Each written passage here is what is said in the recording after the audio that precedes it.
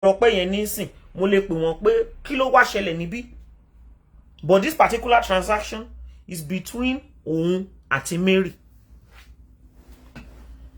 So bó ṣe manage láti máa sọ pé 10 kg lélẹ́yìí tó dẹ̀ ń jẹ́ pé by the time tó bá máa dọ́dọ̀ shipper gan, tí shipper bá wé ẹ̀ gan 5 kìíní kan nìyẹn kọ sínú paper kò yé wa. But the excuse she's giving to the customers is that òun máa mọ̀ọ́mọ̀ bá wọn gbé wá sílẹ̀ lórí irọ́ because kọ́ má bàa san custom, and that's not how it works. Custom is on the total price of the goods, not on the weight of the goods. This particular customer here, àwọn ní kó bá wọn ra a whole ẹran. Kó jọ tó bá ti bá wọn ra a whole ẹran yẹn, tó bá ti ń pa, kó ṣe fídíò ẹ̀ kó fi hàn àwọn. Mo ní ẹran yẹn kọ́ ṣe ti pa fídíò tí mo ní pé kẹ́ ṣe sọ́dà kọ́kọ́ mi lè rí bí ara mi ti ní. Oh my God, oh my. Ó wá ní màmá yẹn béèrè pé jọ ẹran yẹn ṣe ti pa o, kọ́kọ́ mi lè rí ẹran pẹran tó fẹ́ send sí mi o, wípé halal meat ni. Ṣùgbọ́n nítorí wípé bí kò jí nínú ẹran A kókó ti B C D kó fún wọn papọ̀ mọ́ra wọn. Mo ń lọ sọ́jà mo fẹ́ lọ rẹ ẹran, gbogbo packaging yẹn náà ló yé wa. Kó lọ sọ́jà kó ṣe fídíò. Kó lẹ́ran yín rèé o, mo ti rà o. Eléyìí la máa pa lórí irọ́. Ẹran tó fẹ́ kó fún yín already. Ó ti already mu nínú ẹran ilé. Do you know that orí ẹran yín tó ń sọnù, orí ẹran yẹn lásán gan owó ni.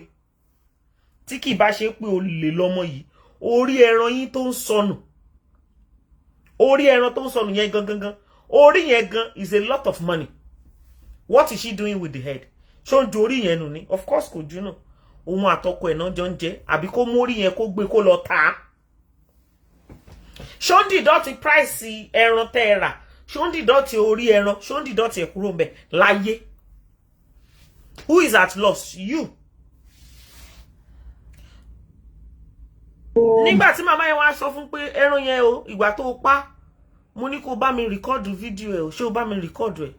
Ẹgbọ́n tó fi dá wọn lóhùn. Oh my God, oh my God, oh my God. Oh, mo ti gbàgbé.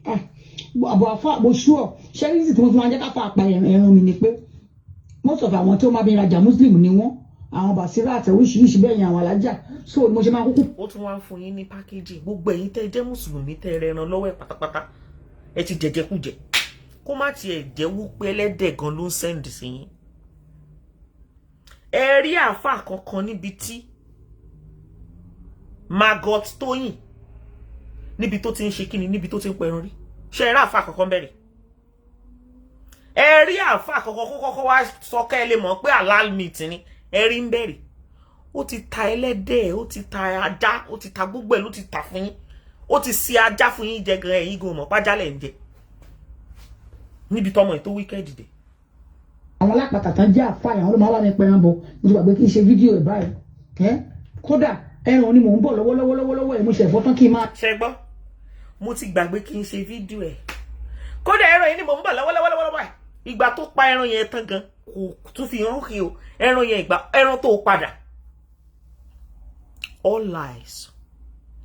Ó ti mix ajá, bóyá àwọn ajá tó ń rìn lérí à, sáré jẹ ajá alájá, mú pa, mix ẹ̀ mọ́ normal ẹran, send ẹ̀ sí yín. Ṣé mo pa máa ń jẹ ajá gan lẹ́kìtì, mi ò jẹ́ rí o. Bọ̀ eléyìí ṣé mo pé bẹ́ẹ̀ ló gbé dàgbà.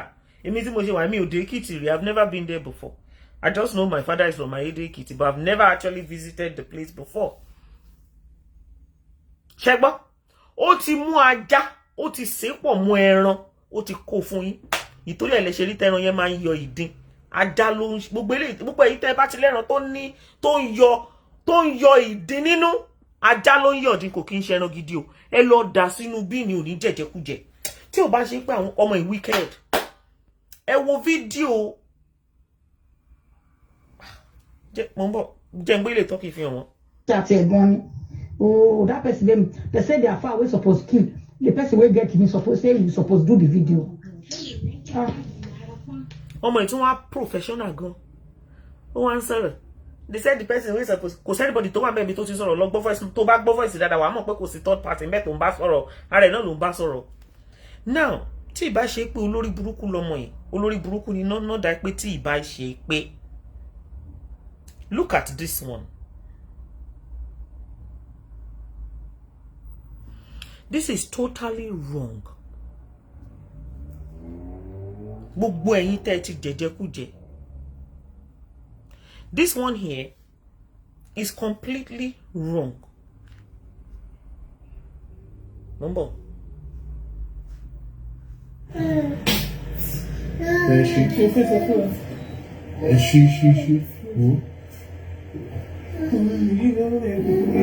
Àwọn kòkòrò wọ́n ṣe dá ẹrù túráyọ̀ padà àwọn ìgbín ẹ̀yẹ kòkòrò tí wọ́n náà ẹ̀ so mo fẹ́ gbé sórí iná. Ẹ wo ìdín. Ọlọ́run ọba máa jẹ́ àjẹjẹkújẹ. This is too much. Ẹ wo ìdín nínú oúnjẹ tẹ́ ń jẹ. Ó rìn life. Mo ń bọ̀. Ó rìn life and direct.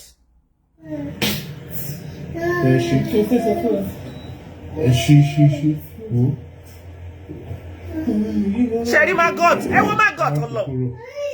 Wọ́n ṣe dá ẹrù túráyọ̀ padà àwọn ìgbín ẹ̀yẹ kòkòrò tí wọ́n náà ẹ̀ so mo fẹ́ gbé sórí iná.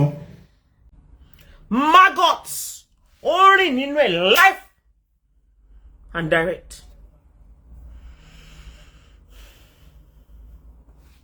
Mi ní post ẹ̀ mọ́ máa fi ṣe fídíò ni kí fídíò yẹn kó lè máa dórí YouTube gbogbo posting tẹ flag yẹn kò need.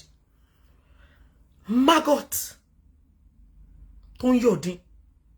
Hello, no matter how much tó ń bá ṣe fry ẹ̀ àwọn ọmọ tí ìdín yẹn tó bí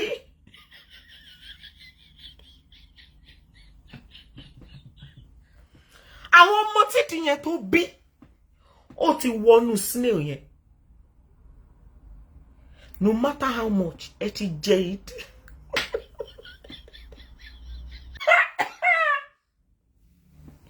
Kí àwọn gbogbo ìtọ̀ ìgbẹ́ ìdín gbogbo ẹ̀ tó ṣe yẹn kó lè jiná wọ inú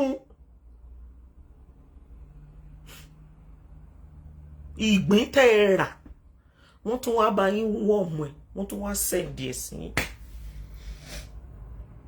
This is wrong on every level. This is wrong. Mi rò bóyá mo lè jẹ ìgbín mọ́. I don't think so. No. Mi rò bóyá mo lè jẹ ìgbín mọ́. Bí mo ṣe lọ, mi mọ̀. Bóyá tí mo bá rà fúnra mi tí mo fọ̀, tí mo sè myself. But I will always have this flashback of this maggot Toyin Ogangan. Maggot Toyin Ogangan. African maggot food. Wọ́n wá bá yín ṣe maggot yẹn kó lè wọnú ẹ̀ dáadáa. Wọ́n rò mọ́. Wọ́n wá bá yín kó sínú báàgì, wọ́n wá send sí yín. Kó tó dọ́dọ̀ yín, ó tún ti yọ oríṣiríṣi ìdùn mi. So wọ́n bá yín times ìdùn yẹn, wọ́n bá yín times 2 ẹ̀ ni.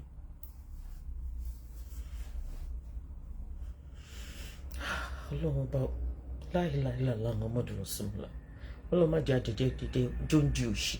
Ọlọ́ nígbà tó ṣàǹṣe lemọ́lemọ́, I want to send you ìgbín, I want to send you. Àwọn onímágọ́tì yẹn lórí burúkú ò bá send sí mi. Mo yà ní láyé mi ò jẹ́. Mo ní don't worry about it.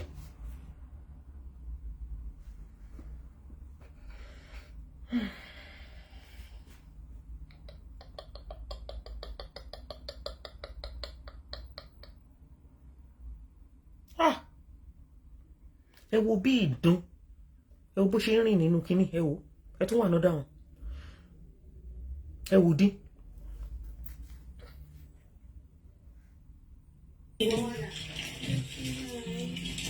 What? Should I just do a video call? Kò sí láti mọ̀ kúrò. Tó bá jẹ́ video call ló ṣe fún. Because I'm sending her all the videos. Ẹ wò dín. Mo ń bọ̀. Ẹ wò dín.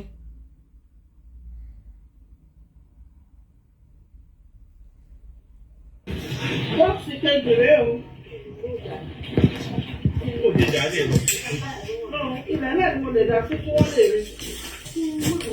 Ṣọ́sílẹ̀. Bẹ́ẹ̀ kọ́ wọ́n rí náà. I'm capturing it. Look, Sherry. yes. Ṣé ni gbogbo àwọn ọmọ ń jápa pé it's going to sting them. Ṣé ni gbogbo àwọn ọmọ ń jápa pé kó má lọ bẹ̀rẹ̀ sí ní gbogbo inú ilé.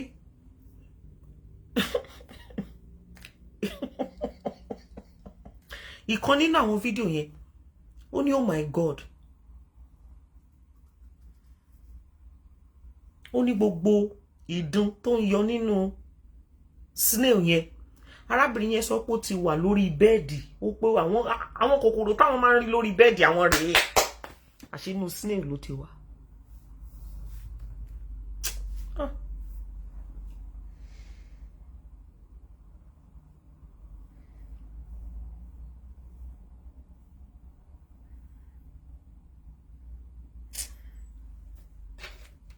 It's too much. It's just too much. Ìdí yẹn rìn, ó tún rìn dórí bẹ́ẹ̀dì.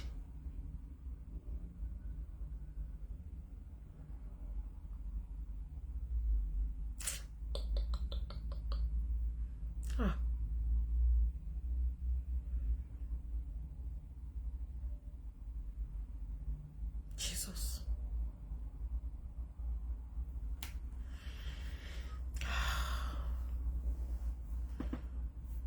Someone said, Dodo, ẹ má bínú, sorry for your feelings. Mi gbọ́dọ̀ má rẹ́rìn. Ẹ̀rín tẹ́ rò pé mo ń rẹ́rìn omi yọ lójú mi ni. Mi gbọ́dọ̀ má rẹ́rìn. Ó ló ti wà lórí bed, ìdun nínú oúnjẹ tẹ́nìyàn fẹ́ jẹ. Mo fọlọ́run ọba bẹ́ẹ̀. Mi ò ní fẹ́ kó kú, kò matter any nation tó bá belong to. Kò sí nǹkan tí ikú ẹ tó fẹ́ ṣe fún àwa.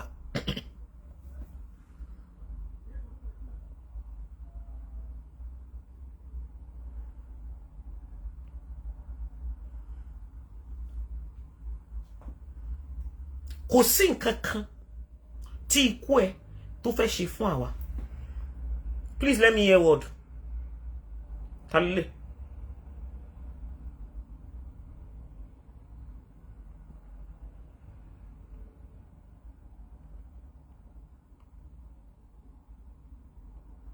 Kò sí tí kú ẹ fẹ́ ṣe fún wa. Má ra oúnjẹ ní ọwọ́ Toyin Ogangan. Is full of maggots. Ìdin náà ìdun. Won't you understand what I mean? Look at the way the thing was working inside. Look at how much you spent. Look at how much you spent. I spend the 200,000, 300,000, 400,000. At the end of the day, all you got is maggot.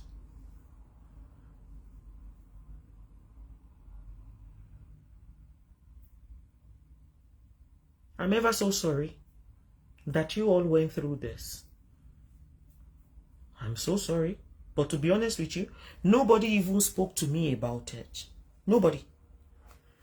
Until Batin compares ní Bosita. Kò anybody tó wá contact me pé Dorcas mo fẹ́ wá fi kíní ènìyàn méjì ẹ wá dúró àwọn tó wá jáde síta.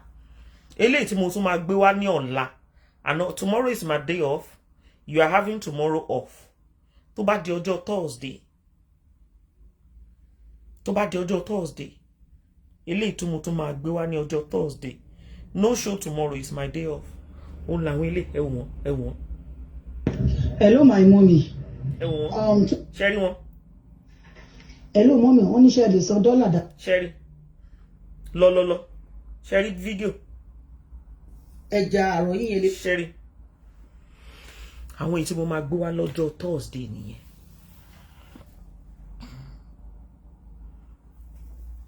Ọlọ́run má jẹ́ àṣekínni. Ọlọ́run má jẹ́ àdáàmú. Ọlọ́run má jẹ́ àjẹjẹkújẹ. Mo ti sọ fún ẹ ńsìn yìí o. I am begging you in the name of God.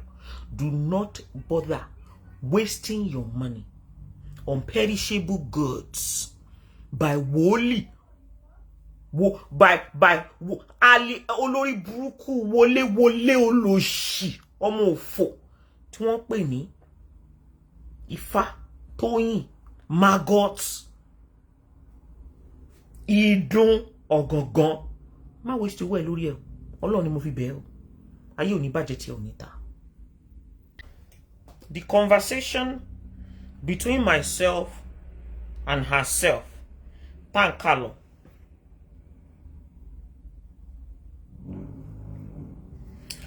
Okay, so níbi tí mo ti stop lele, can see I started. Okay. Only mo wá sọ fún money. I don't know who made it, but they have sent it to me. Only yes, I have changed it just now, ma. Or send the voice message. Ẹ jẹ́ ká gbọ́ voice message yẹn. Hello ma. Yes ma. Ẹ káàsán ma. My own boss. Ẹ káàsán ma. Wọ́n ti wà ní ọ̀dọ̀ GC o. Mo ní kí n má gbàgbé báàgì tẹ́lẹ̀ máa send ìdí ìgbà tí màá lè kú dání tí bá ń lọ. So mo ní kí wọ́n ilé tí ọ̀gá mi ṣẹ́gbọ́n ma. Yes ma. Ó lóun ti wà lọ́dọ̀ Mommy Golden Eden Cosmetics. Kí n má gbàgbé báàgì tí mo ní. Mo máa send wá. That was a day before my birthday. Bag wo ni náà. Okay, we want to take bags of rice. Fún àwọn tó wà ní Èkìtì. For her to distribute. Thank God I didn't. Hello? Thank God I did not. That would have been another thing that she would have used against us today. Thank God, bag of rice, don't worry. If I need to give bag of rice, I will send other people. But voice note, Lagbara says, I'll come back to you. We are at BC store. Who send the voice message? Here we gbajúmọ̀ of bullishing. Hello, my boss. Shewakpa. Mori message is in. You said you are at BC's shop. That is it not BC Wellington? Boss lady, tomorrow is your birthday. I beg you in the name of God. I beg you in the name of God. I beg you in the name of God, my mommy. Please. These people are jealous of you, and you know it. These people are seriously jealous of your glory. Ọlọ́run dẹ̀ máa gbé wọn ṣubú níwájú yín. Bó ṣe máa gbé wọn náà ṣubú nìyẹn. Kò ń ṣe òun ni, kò ń ṣe àwọn tó ń jealous mi nìkan lọ́lọ́ máa gbé ṣubú o. Àti wọn náà, because you're part of them. Ṣé lọ́lọ́ máa gbé wọn náà ṣubú tó máa ṣubú yàkàtà tó máa fall and die. If their wish and their evil plan will never come to pass on you. Please, my boss, if you are going to a place, it's that you go with police or you don't go at all. Just ignore her for today and tomorrow. I did think kí n ṣe pé bóyá àwọn mommy wa, àwọn mommy yìí tó jẹ́ pé àwọn mommy yìí tó ń kọ́ bù mí ni. I will have come out now and start doing so for her. But I don't want. Ṣẹ́gbọ́n, ó ní tí kò bá ń ṣe àwọn màmá kọ̀ọ̀kan tó máa ń di òun mú. But there is no need for show.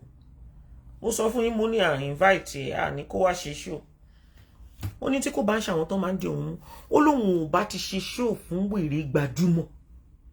Ṣàrán níṣẹ́ sí. No.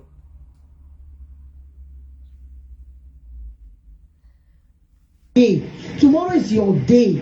Nobody will spoil it for you. Please and please, my mommy. Please and please, my mentor.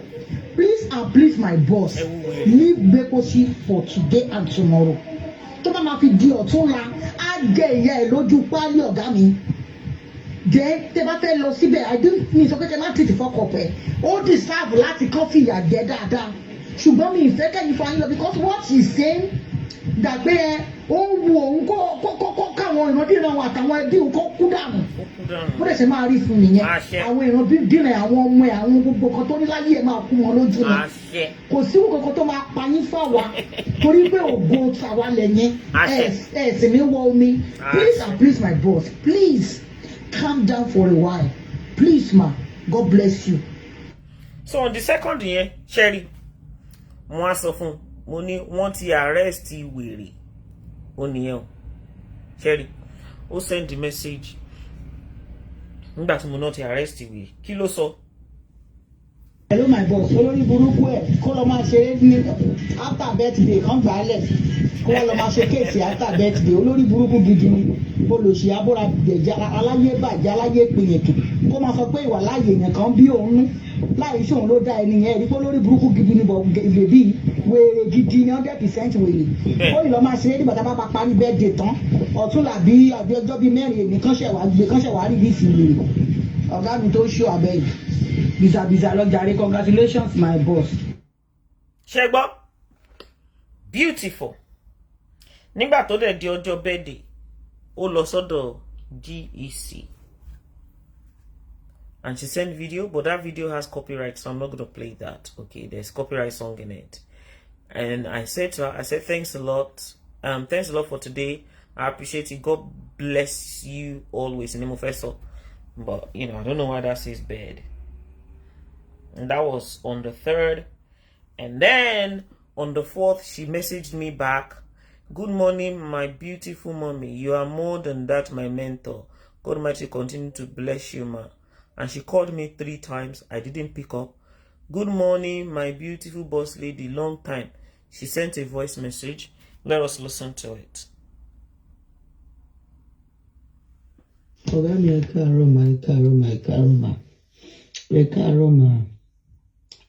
mẹ́ta mà ẹ wo òkè yóò jẹ́ àrókè ọ̀hún tí èèyàn lè máa pa nílé àná. Number 1 ọ̀gá mi ìmọ̀ kan tó sọ̀rọ̀ tó ṣe péjì mi ìmọ̀ torí mo rí chat tẹ̀ ṣe tẹ̀ ní lè ṣe post mi ìmọ̀ kan tó ṣe ó dẹ̀ wù mí kẹ́ bá mi stick to that my page please. See boss, you are not just a boss to me o. I've seen you as my own. I must say, ó pè mí ní mother. Yes, I can call you my own mom. I see you as my mom. I see you as my sister. I see you as my boss. I see you as my mentor. I see you as my president. There is nothing that can change all those things. Oga mi bá mi rí sí page mi o. Bá mi rí sí page ọmọ yín o. I don't know what is happening. Former page mi tí mo lò tó jẹ́ ordinary Toyin Ogangan tó ti ní bí 19,000 followers more than that. Ṣé believe pé mo kàn dédé gbàgbé two factor tí mo fi ń tó jẹ́ bí security code tí mo fi wọlé mi ò rántí di bí mo ṣe ń sọ̀rọ̀ ẹ̀. Lótà gan mi tẹ̀tù mọ password mo tún gbàgbé. Then the new page I'm opening now. Mi ò lè tí mi bá ti lọ post sí normal wall. Mi ò ní post bá ti post sí page kò ní lọ sí wall mi. Débi táwọn èèyàn mi gan ti ń rí débi tó ti ń share I don't know. So nǹkan tó ṣẹlẹ̀ ní ẹ̀dẹ̀ nǹkan tó tún ṣẹlẹ̀ ní pé Nigeria situation ọ̀gá mi àwọn èèyàn mi tó dẹ̀ ń bá mi rajà lóyìnbó àwọn míì ń parọ́ ọ̀gá wọn á rajà màá sẹ́ǹdì ọjà wọn á páàkì pamọ́ wọn á láwọn. Kí ni nǹkan tí voice yẹn kí ló ń sọ fún yín? That voice is telling you that ó ti ní problem pẹ̀lú customer kan tí mo ti bá sort out behind. Now we are going into the problem she was having with the customers, okay, and how I started by handling it for her behind. Kí ni tó sọ fún mi gbà yẹn? This is ìgbà tí mo bá sort out màmá tó wà lórí wheelchair. Ó ní pẹ́pẹ́sẹ́ o. Ó ní kíni? Ó ní ìmí nínú àwọn customer yẹn ó máa send nǹkan sí wọn wọ́n á máa parọ́. Customer mélòó lẹ ti gbọ́ voice ẹ̀ níbí? More than 10. Are we going to say 10 customers are lying? No. Sọ̀rọ̀ sókè wẹ̀. Màá dé láti make sure pé mo tún dá padà fún wọn. Màá tún wá fowó mi send díẹ̀ sí wọn torí wọn ní pẹ́ padà sanwó shipping wọn. Mi ò dẹ̀ nífẹ̀ẹ́ kán wá sọ̀rọ̀ sí yín tàbí ká wá bú mi màá ṣàfẹ́ make sure pé mo satisfy àwọn kan bẹ́ẹ̀ ni mo ti go through. I will try and work and try and do this and do that. Tí bá sẹ̀jẹ̀ tán wá láwọn ò rí. Ìmí àní òun rí àfò. Tó dẹ̀ máa pàkẹ́ tán dẹ̀ ṣe fídíò ẹ̀ tán ṣe everything. Mo ní máa sọ yẹn dẹ̀ mo ti wá wò ó pé wọ́n jẹ́ pé àwọn kan náà kàn fẹ́ lò láti fi create problem láti fi mú mi wálẹ̀. Mo ṣáà ń try láti ṣọkọ akin torí wípé mi ò rí yín gẹ́gẹ́ bí ọ̀lẹ. You did not train us to be lazy. Ara àwọn nǹkan tí mò ń go through lẹ́yìn mẹ́ta yìí nìyẹn. Ọ̀gá mi, I miss you ma. I miss you my boss. I miss you. O lọ miss àwọn ìdílé. Because mo kàn ní kí n kí yín ní happy weekend ma. Mo dẹ̀ ní kí n ṣàlàyé àwọn kankan bẹ́ẹ̀ yẹn fún yín. God bless you ma. If there's any way you can help me, I'll be happy ma. If there's any way that you can help me, I'll be glad ma. Thank you so much ma. Voice yẹn lẹ gbọ́ tán yẹn. Mo dẹ̀ sọ fún mo ní good morning sis, how have you been? What's happening with the page? Are you having issues with it? Ẹ rí pé ọ̀rọ̀ tí mò ń sọ ó ń bá voice message tó send sí mi lọ. Mo ní always take pictures before you send them. Pictures of nǹkan tó bá fẹ́ send sí customer kó ní copy ẹ̀ lọ́wọ́ ó ní alright ma. Ó ní mind, mo wá tún sọ fún mo ní mind who you send goods to. They might be from other groups. Ó ní yes ma. Because nígbà tó sọ nínú voice message yẹ wípé ọjà àwọn customers ń sọnù. Èmi tiẹ̀ tún bó lórí burúkú wò pé àbọ̀ ń sẹ́ẹ̀tì wèrè ẹ̀ ọ̀pù ni kó báyìí pé bí àwọn olórí burúkú tó ń bájà wọn ló mọ àwọn tó jọ ń nara wọn tó jọ ń bú lórí Facebook mi ò rán síta sí anybody rí tó bá dẹ̀ bú anybody fún mi wàhálà ayé ẹ̀ nìyẹn ìwọ tó bá bú kò ní dá fún ẹ wàhálà ayé ẹ̀ nìyẹn mi ò rán síta sí anybody rí and I don't give a fuck whatever it is she does to you problem ayé ẹ̀ nìyẹn. Now ọkọ̀ Ọpẹ́yẹmí mò ń bọ̀ máa pè yín sìn. Mo wá sọ fún mo ní bóyá other groups dé ní àwọn tó sọ because I didn't understand her and to be honest with you èmi ò kí ní much time láti máa tó jọ yìnyín pẹ̀lú motherfucker ẹ̀. Mo ní bóyá ó lè jẹ́ pé other groups ni ó dẹ̀ sọ ó ní kíni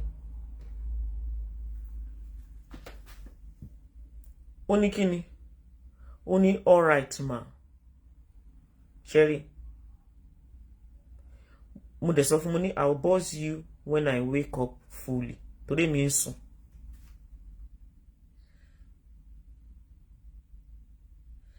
So I asked her what's the issue with her page. She said people are not seeing notification ma. People can't share on the page. I can't see your notification until someone send it to me. Ode replies a message to me, alright ma.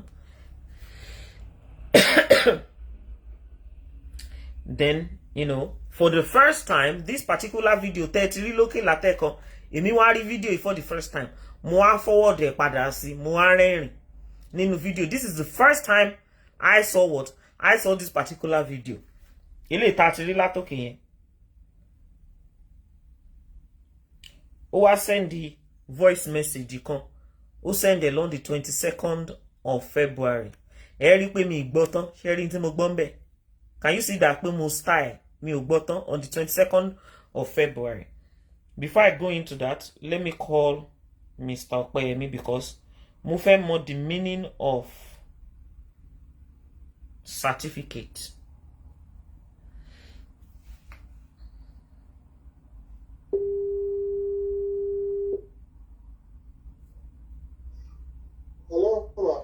Hello, sir. Ṣé okay, sir? Yes, sir. Ẹ jọ̀ọ́ kí ló ń jẹ́ certificate tó máa ń charge àwọn customers? Do you know the meaning of that? Certificate kẹ̀. Ó ń kọ sínú bill wọn like certificate. Èmi ò mọ meaning yẹn o. Ẹ̀yin kọ́ ló ṣe yẹn pẹ̀lú ná. Kí lorúkọ ẹ̀ ló ṣe pẹ̀lú Mary? Èmi ò mọ meaning yẹn o. But naturally, to ship ẹja mo máa ń gba health certificate tí mo dẹ̀ máa attach ẹ̀. Ṣé máa ń charge fún yẹn? It is free. Mo charge fún. Òun charge 5,000 naira. Per customers. Èmi ò gbowó yẹn lọ́wọ́ wọn rí o. Because that health certificate, I only get it once in a year.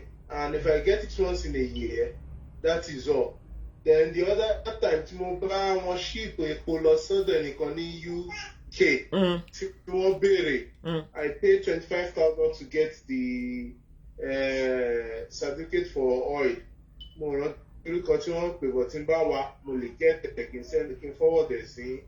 Okay. So she never paid me for that up to date. Okay. Because everybody to man sending consi on charge wọn ní extra 5,000 naira all the time, and o man consider pay certificate. So mo ṣe ń gbọ́ yẹn kò fẹ́ mi lówó yẹn rí o, but èmi my company has the kilo. If I write your look certificate here, I will look for it and forward it to you. I have it. My company has it, so I forward the thing. Okay. So that was just it. Okay, thank you. Yes, ma'am.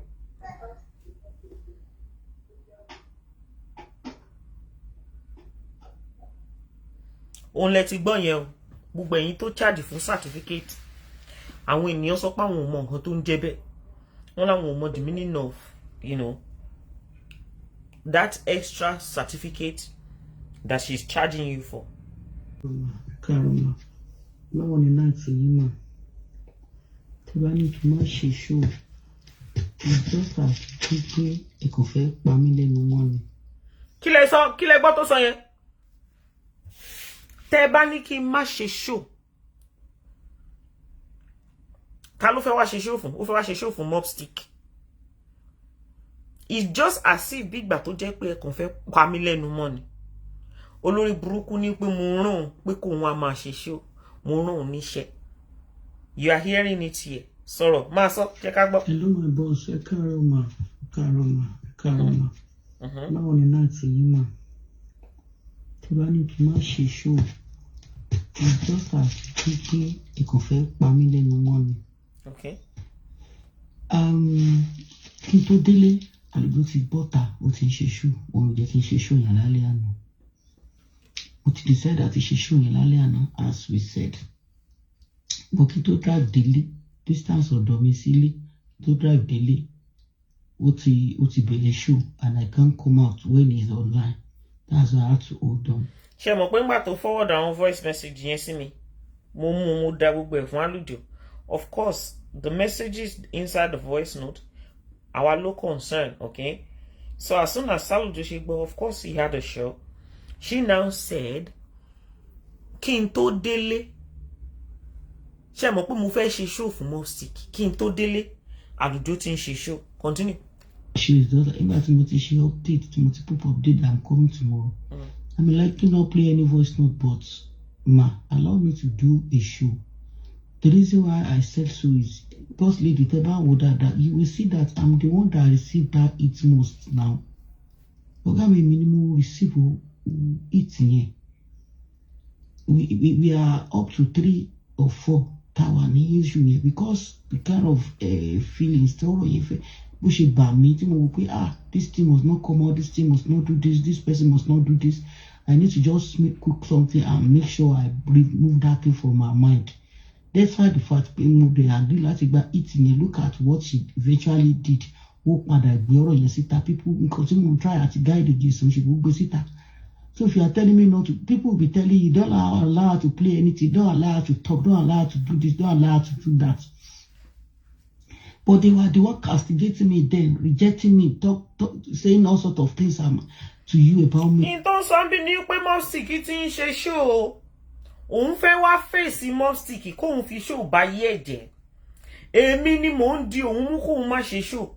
I kept saying to her, just hold on, wait. Hold on, má ṣe show fún yàn, má wòran. But because it's not as if pé òun fẹ́ ṣe show because she wanted to defend Dorcas. No. She wanted to do that show because ó fẹ́ gbọ́ nǹkan tí Mobstick fẹ́ sọ. Because ó ti believe gbogbo nǹkan tí Mobstick sọ fún already anyway. Not that pé ó fẹ́ ṣe show láti fi sọ pé pé ó fẹ́. No, ó fẹ́ gbọ́ kó gbọ́ nǹkan tí Mobstick fẹ́ sọ. Hold on. This is not how you fight. Just wait and see. Ore wọ́n ránṣẹ́ olórí I burúkú wanted ọmọ. to come out now to explain my side, to let people know what happened, to let people know the kind of person this person should be. Oníṣẹ́ mọ̀ pé òun lòun receive bullet jù. Why? Because when you listen to the voice messages between herself and Mopstick and all of them, the content of the message ó sọ fún wa wípé òun àti Mopstick wọ́n jọ ń ṣiṣẹ́ papọ̀. The content of the message ó jẹ́ kó yé wa wípé ó fẹ́ jẹ́ speaker fún Mopstick. That is what the content of the message is. Ó wá later ó wá turn around against the same Mopstick that she wanted to work for, as at that time she was supposed to be a speaker for Mopstick. She was supposed to be the main speaker for Mopstick. Now you are telling me not to come out that she has received a lot of this thing. Kilo receive, continue receive anything. Continue receive anything. Shebo, ó mi wá sọ fún pé don't come out. Torí pé ó ti receive enough today. Ó ní kí ló receive, kò tí receive anything. Why are you holding me down? Why don't you want me to come out? Do to her, continue receive kaka. Because look at the way she just come to fi wá sọ́dọ̀ mi tó fi try àti ṣe kíní. It okay, ma kí má wá sọ̀rọ̀ yẹn rárá. Kí má wá involve Baba Legba. Kí má involve kí kó má sọ pé Gisli involve. Ká wá pé kí sí kó jẹ́ mi nìkan single-handedly ni mo wà nínú matter yìí kí má dé record it. What will people be saying about me now? My boss, please allow me, please, because I don't like disobeying you. I don't like rejecting your order. But let me just put my mind out. Maybe you can still consider me, ma. I may not play any voice note. I may not, but I may not play much. Just play, it become time when you sorrow, and then I will just off the voice note and I will say what I see about it. Okay, hello, Kwame àti Fosakube. Also Fosakube pè sórí show Kwame. She was talking Toyin Ogangan máa jáde, Lagbara máa jáde, ó máa rán gbogbo wọn jáde bó ṣe wà yẹn. Dorcas okay, go forgive anybody. Torí pé page Mopelola ti ń grow. That is why because she fẹ́ mú wálẹ̀. Ṣebí Dorcas sọ wípé ṣebí èyàn kan sọ fún pé Dorcas sọ pé kó má open page, pé kó má ti ṣí page báyìí. Don't sorry she ọ̀rọ̀ yẹn lórí show Kwame. Shemo, if I did not come out and say something, just like bí pé ẹ kàn fẹ́ nà mí lẹ́gba sínú yàrá kíkan ẹ fẹ́ nà mí lẹ́gba kí má jìra. Ṣé tí yín ò di iṣẹ́ ń gbọ́ràn? Èmi gan ni mò ń di wèrè mú. Ṣé tí ó dùn yín? So gbogbo ẹ̀yin tó ṣe show fún ẹ jẹ́ mára kẹ́ gbádùn ẹ̀. Because I have always held her down. No, I'm not interested. No. Every single show she stayed on this Facebook through her own will. Not me, Dorcas, ló ṣe show.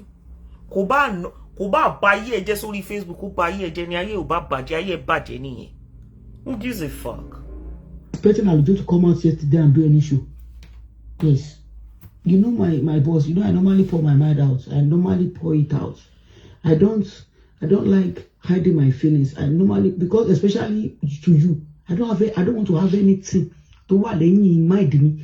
I don't want to do it. I want to make sure I'm pouring my mind out to you so that we pay me. I have a plain heart. I don't have me shaking me mind the buruku say I don't expect Alujo because I've mo sọ fún yín pé màá jáde mo sọ fún yín pé tí bá ti délé sí ẹdẹ no problem why I should come out màá jáde. I don't expect Alujo to even come out and do show yesterday. I don't. Because èmi ni kíní ìbá now. Èmi ni kíní ìbá ọ̀gá mi èmi ni kíní ìbá. Let me just come out and say my own about it. Let people just know few things about this matter. I may not say deep, I may not do this. Then I will let people, because ṣẹlá wọn tí ó ti cook irọ́ fún wọ́n sì ń believe pé bí a ṣe ni wọ́n fẹ́ fi oore ẹ̀gúngi pé àzì pé wọ́n fẹ́ ìgbà tó ṣe kan dáadáa tán ó I don't know how to put it in Yoruba. As if wọ́n fẹ́ neglect, wọ́n fẹ́ reject gbogbo effort, wọ́n fẹ́ dànù. That was what people is still thinking. Ṣé wọ́n pé tí wọ́n bá tó gbọ́ fún 1,000 èèyàn náà, a sì máa rí bí 50 people tá ìwà ní side ẹni tẹ́ ẹ̀ sọ̀rọ̀ ẹ̀yìn. So if for proper clarification that people to know who this lady is, ó yẹ kí ẹ jẹ́ kí n jáde, I should be able to say she's the èmi ló wá bá directly. Èmi ló wá bá the one that the joy is saying kìnìkan ṣe ní voice note tó gbọ́ lòun rí láti lè lórí. Out of me to wá bá directly tell me them misbehave, look at what happened ma. Tẹ́ bá mọ̀ nǹkan tó ṣẹlẹ̀ sí mi yẹn, what happened láàrin yẹn, mọ̀ kí mo fi lọ máa bẹ̀ káàkiri orí platform. Èmi náà tẹ́ bá ní kí n dákẹ́jọ́ tàbí pé ẹ̀kan fẹ́ nà mí ẹ̀dẹ̀ fẹ́ kí n dára. Ẹ nà mí lẹ́gbẹ̀ẹ́ ẹ̀fẹ́ kí n ké. That is what you are trying to do. Please ma, my boss, allow me to talk. Allow me to talk. Ọ̀gá mi ẹ jọ̀ọ́, please my mentor, please. I can limit me. Okay, don't do this, don't say this, don't say this, don't do this. And I will minimize it and I won't say it. And I won't put me the reject or see let me delay or making can disobey you, but please, ma, please. Second one. Hello, ma. She be voice note later. She broke.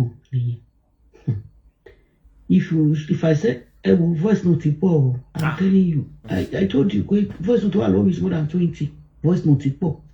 She be things of me where you can stand on your own. You are a vocal. You talk. You know. Did you hear that? Only voice message. Only she be mob stick it in so phone pé only stand on her own. Ipo a vocal.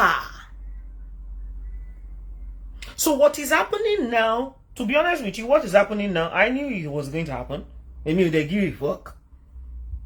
I knew that every single soul to one conversation here, the voice note here, they are going to fuck up. I knew that.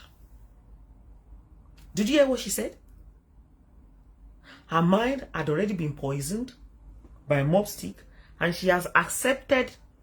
So now Teritioko àwọn ìdun ton kóra wọn jọ. Ìyẹn Toyin Idun nation. Ton kóra wọn jọ. It's not no big deal because wọ́n ti ṣe kíni, wọ́n ti plan it before láti February this year. Ó kàn take a while for us láti real life and direct ni. It is a well planned something tó ti ń lọ láti February.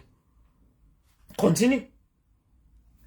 Even you can even talk you go ọ̀rọ̀ tí yín gan ọ̀rọ̀ yín jẹ́ ọ̀rọ̀ àgbà ọ̀rọ̀ yín jẹ́ ṣé bí tó ti sọ fún mi pé you can stand on your own. You are a vocal. You talk. You know how to talk. Even you can even talk you go ọ̀rọ̀ tí yín gan ọ̀rọ̀ yín jẹ́ ọ̀rọ̀ àgbà ọ̀rọ̀ yín jẹ́ kíní kan irú Kwame báyìí ó ti stand on her own. Kò sí èèyàn kan tó jẹ́ bọ́ọ̀sì ẹ̀ mọ́ ṣé yẹn ni kí n play ni.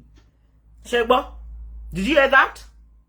Ṣébi tó ti sọ wípé ẹ lè dá dúró ẹ wà vocal ọ̀rọ̀ yín ó jọ̀rọ̀ àgbà.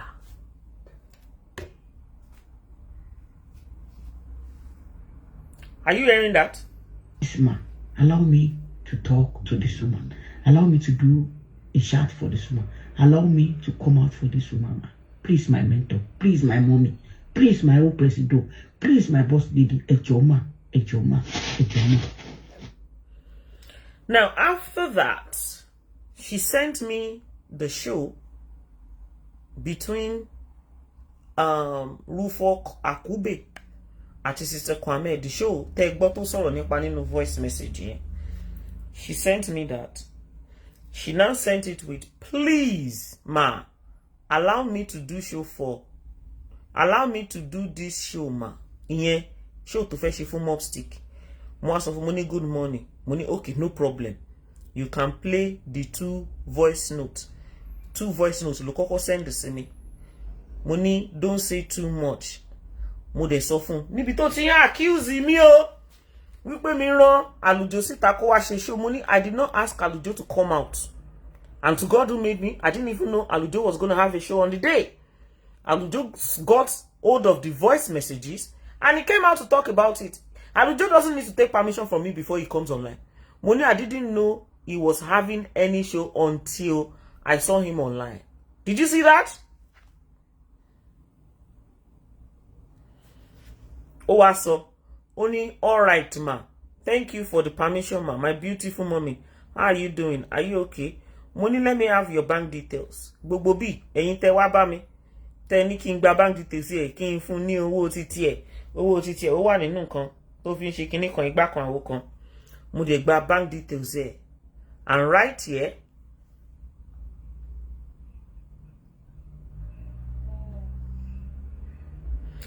here she received 1 million naira for what?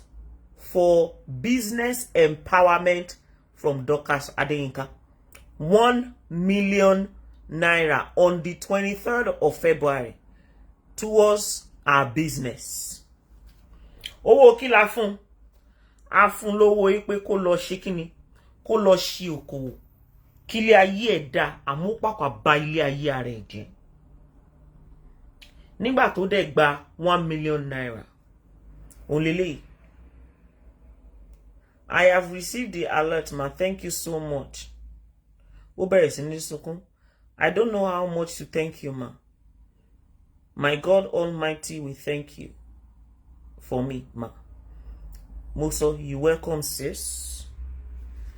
And she sent a voice note. Voice note that I've never opened. You can see it's in green. I've never opened it. Even though the money was given to her, she sent a voice note. Voice message yẹn she up to Bashiwa.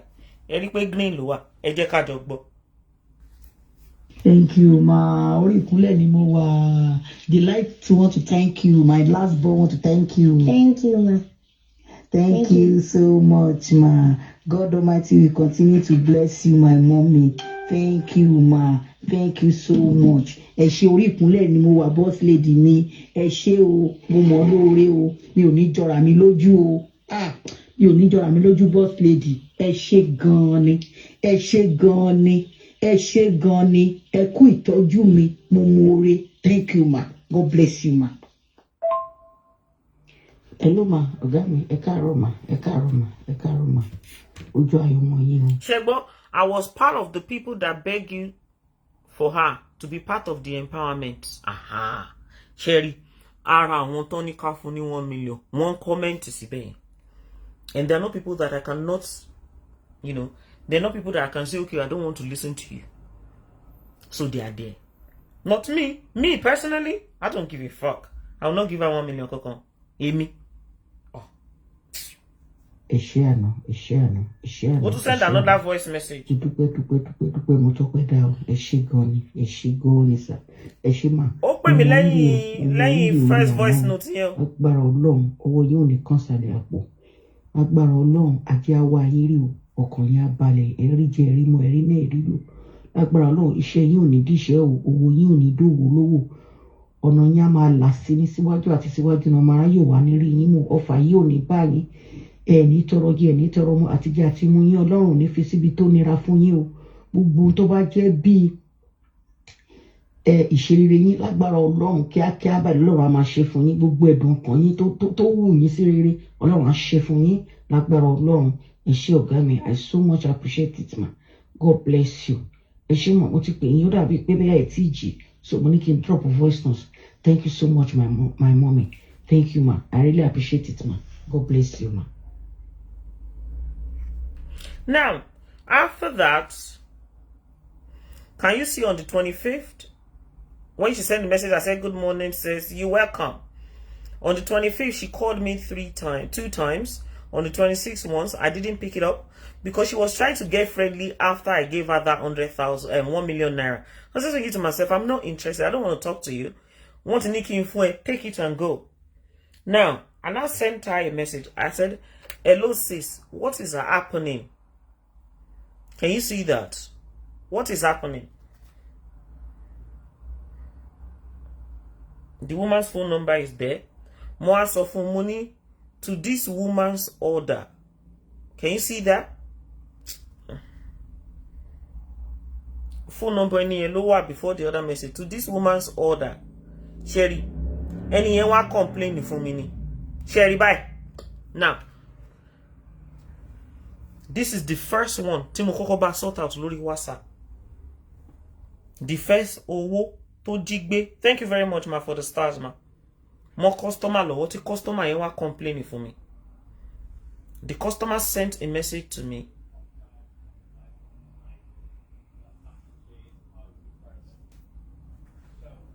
A screenshot from the customer. This is the very first time tí mo ti ẹ̀ máa mọ̀ bó ń ṣe business kankan lórí social media gan. Pé bóyá àwọn èèyàn ti ń bá rọjà. Hello, please send it ma. I'm waiting. Customer ló ń sọ fún yẹn. Ṣé rí tẹ́ni yẹn ná 870,000. Ó ní total tẹ́ni yẹn ná. Ṣé rí. Send me the tracking number and the account number. Ó dẹ̀ send it. Okay? Now, screenshot of the message between herself and the customer. Remember, Sherry, screenshot between herself and the customer. This was the first issue. Sherry, ọjọ́ tí kíní ìṣẹ̀lẹ̀. Níbi tí inú bí mi dé lọ́jọ́ yẹn. I wanted to come out. Kí n sọ pé, mind where you are buying anything. I am not authorizing you to go and shop with anybody on Facebook because that day, orí mi ti ẹ̀ gbóná pé I didn't even know that, you know, she was doing all this to people. Now, kí ni tó ṣẹlẹ̀? Ó wé ọjà fún customer 7.50 kg. And this is the video. Karoma, Karoma, ẹrù yín rèé o 7.50, that is 8 kg la lè pè yẹn o. Ẹrù yín nìyẹn o lẹ wò yìí o. Ṣé ti wò báyìí 7.50 àti wọn ìròyìn o. Àmọ́ sẹ́dọ̀ ní láàárọ̀ la mà. 7.50 8 kg.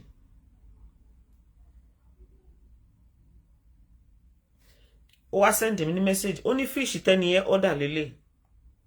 Ẹ kúrò lè mà.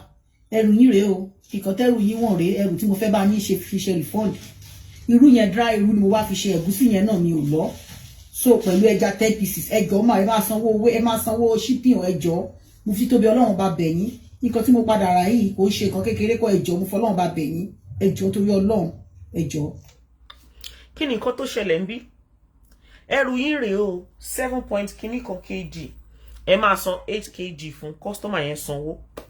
Wọ́n gbé ọjà dọ́dọ̀ customer. Ìgbà tó ń gbọ́dọ̀ dọ́dọ̀ customer about 4 or 5 items òun ló wà missing nínú ọjà tí wọ́n gbé lọ sí ọ̀dọ̀ customer yẹn. About 4 or 5 items were missing. Customer complained and she told the customer that, okay, ẹ má worry o, má lọ bá yín get àwọn kíní again. Má bá yín send there free of charge. She went to the market, she got the stuff. Ó dẹ̀ weigh. Ó ní new ọjà yín ó ti weigh 5.75. Ṣé even though put it charge the customer in 8 kg already, ọjà ẹ̀ kò gbé pé o. According to nǹkan tó sọ pé wà nínú báàgì yìí 8 kg yìí, gbogbo ọjà tó yẹ kó jẹ́ ọjà customer yẹn tó yẹ kó lọ sí America ló claim pé wà nínú 8 kg yẹn. Meanwhile, 3 items are missing, which is the major items that the customer ordered. Ó wá sọ pé ó lọ ra kíní yẹn wá fún customer yẹn again. Ó tún wá fẹ́ charge ní another 5.75 kg. The new one tó wá lọ ransom, ó fẹ́ charge customer yẹn ní 5.75 kg. Ó tún fẹ́ kí customer yẹn. How many times is the customer paying? Customer is paying the shipping cost twice. Even though she has already overcharged the customer. Ó send there. Ó ní pé nǹkan tó ń fẹ́ fi ṣe kíni? Nǹkan tó ń fẹ́ fi ṣe refund fún customer yẹn ni.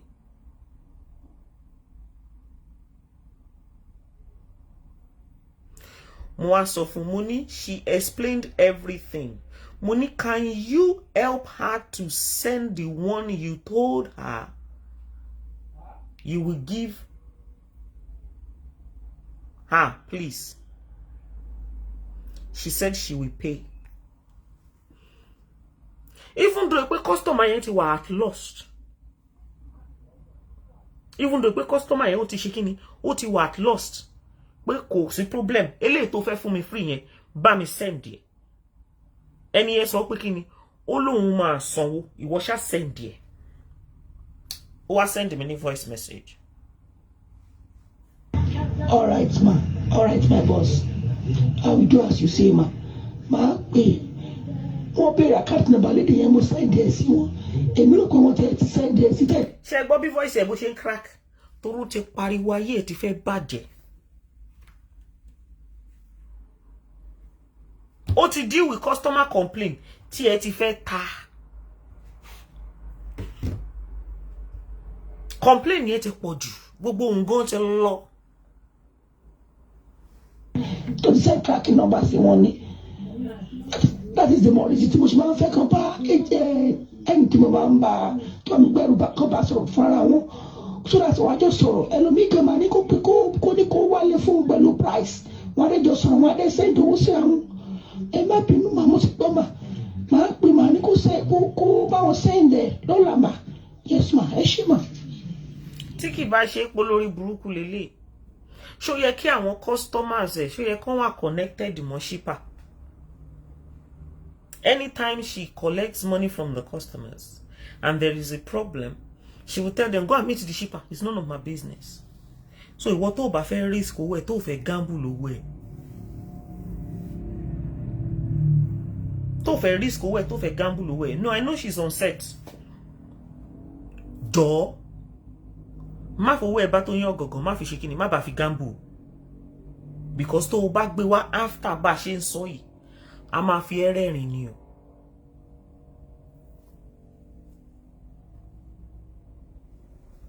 Ó wá ń direct customer lọ bá shipper.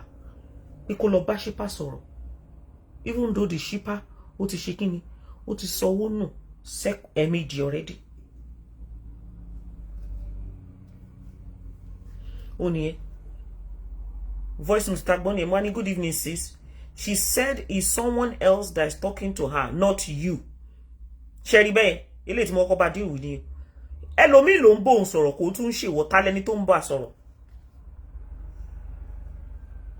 Ẹ jẹ́ ká gbọ́ nǹkan tó sọ tó fi dá mi lóhùn. Hello ma, ẹ káàárọ̀ ma. Báwo ni ma? A kò ṣe ma. Ẹ wo ọ̀gá mi, ọ̀rọ̀ wúmà yìí ó fẹ́ sún mi. Ọ̀rọ̀ wúmà yìí ó fẹ́ sún mi. Mo try láti make sure pé kò ní èmi àti ẹ̀ ò ní wàhálà, bọ̀ ó ṣáà tẹ́ láti bá mi fa wàhálà. Mo kàn ṣáà manage láti gbẹ̀ndí ọ̀ni. Ìgbà tó fẹ́ jọ́ mi sùn yìí lánàá tẹ́ ẹ bá mi sọ̀rọ̀ ni mo fún ẹni tó send ẹrù ní nọ́mbà. Ẹrù ẹ ti wá lọ́dọ̀ ẹni tó bá mi send ẹrù. Ká ní pé wọ́n ti wọ ẹni yẹn tí ó ti send iye tó wọ ẹrù wọn jẹ́ sí mi. Mo ti forward ẹ̀ sí wọn. Wọ́n wá láwọn ò ní sanwó. Lẹ́ni yẹn ṣe hold ẹrù yẹn tí ó ṣe tí send ẹrù yẹn mà. Nígbà tí mo rí pé ó fẹ́ gbọ́ mi sùn yín lánàá, mo wá pè ní ẹ, mo ní kó jọ kó bá mi send ẹrù yẹn. Ó wá lóun ò lè send ẹ láì gbowó. Mo wá ní kó jọ pé ọ̀rọ̀ yìí ti ní issue ni, ó ní òun lè send ẹ. Ó ní torí wọn ò ní bá ń book ẹ tó wọn bá sanwó, òun ò dẹ̀ lè fowó ń book ẹrù fún èèyàn. Kí ni màá wá ṣe? Ó wá ní pé kí n send nọ́mbà ẹ̀ sóhun kó ń bá sọ̀rọ̀. Ṣé rí nǹkan tó ń sọ yìí? Tá bá fà send ẹrù mà, a máa send nọ́mbà àti details ẹni ó ti ní information lọ́wọ́ tẹ́lẹ̀. Kì í ṣe pé mo ṣẹ̀ṣẹ̀ fún ní nọ́mbà. Tá bá fẹ́ send ẹrù mà, Ọlọ́run ṣe, thank God you send message now. Ó máa gba nọ́mbà, ó máa gba postcode, ó máa gba address. Ẹni yẹn ti ní information yẹn lọ́wọ́. Lẹ́ni yẹn ṣe pé láti ṣàlàyé fún pé òun lè fowó send ẹrù kó send owó shipping. Ọ̀gá mi, before the other time sọ yìí o, ọ̀gá tèmi àti ẹ̀dí ìdígbẹ́jọ́ negotiate ó ti gbà ó. Ó wá pè mí, ó send ẹ̀gúsí sí mi, ẹ̀gúsí tó ti lọ. Ó ní kó dà mọ́, ẹ̀gúsí wo ni ó dà? Ó lẹ́gúsí yìí. Ṣé ń gbọ́? This is the first one tí mo bá deal with lẹ́yìn o. Nígbà tó tẹ́gúsí dọ́dọ̀ ìyá yẹn sọ pé òun fẹ́ ẹ̀gúsí tí wọn ò tí ì lọ. Ó tún máa ń ṣe yẹn náà a lot. Ó lóun ò fẹ́ ẹ̀gúsí tí wọ́n ti lọ. Á dẹ̀ mú ẹ̀gúsí customer, á dẹ̀ lọ. By the time tí yẹn máa débi tó ń lọ, ó ti bàjẹ́, ó ti bú. Màmá yẹn gbogbo ẹ̀gúsí tó send ló ti bú. Tí gbogbo ẹ̀ tó ti ń yọ oríṣiríṣi maggot látọ̀dọ̀ àwọn maggot nation tuntun. ó ló ti bu ó ti rà gbogbo ẹ ti ń ṣe yàmàyàmà ó ti ń yọ̀dín